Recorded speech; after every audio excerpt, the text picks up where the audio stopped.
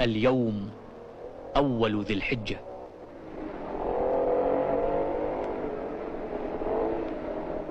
اليوم تفتح أبواب بيت الله حتى يقوم الملك بمراسيم كنس ورش البيت. وحتى يمكننا مشاهدة هذه المراسيم سنعود ثانية إلى بيت الله. هذا المنظر الخارجي يمثل القاعة القائمة بين الصفا والمروة. في المسافة بين الصفا والمروة كانت في السابق سوق، وكان الحجاج يؤدون فريضة السعي هناك، ولكن الحجاج اليوم يقومون بذلك بيسر بعدما تم بناء هذا البناء الفخم بطابقين.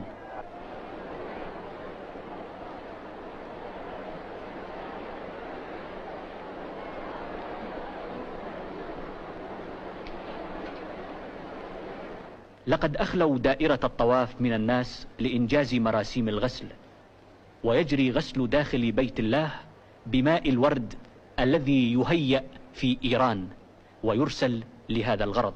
باب بيت الله مطعم بالذهب والأحجار الكريمة، وتفتح بالمفتاح الموضوع داخل هذا الكيس المخملي. إن سادن بيت الله له مكانة محترمة كبيرة.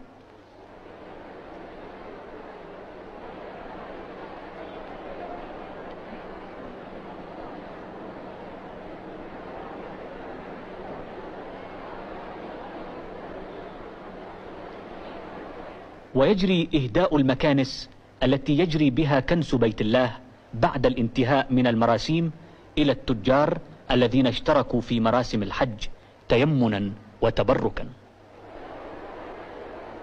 ويحضر مراسيم الغسل الحكام والشخصيات الضيوف على عاهل العربية السعودية، كذلك الوزراء والأمراء وأعضاء البعثات الدبلوماسية الإسلامية.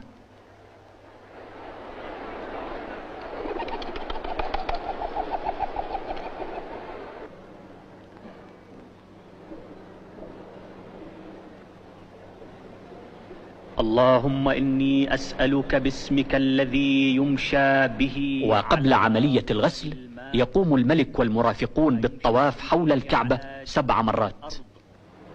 وأسألك باسمك الذي يهتز له عرشك، وأسألك باسمك الذي تهتز له أقدام ملائكتك، وأسألك باسمك الذي دعاك به موسى من جانب الطور فاستجبت له وألقيت عليه محبة منك،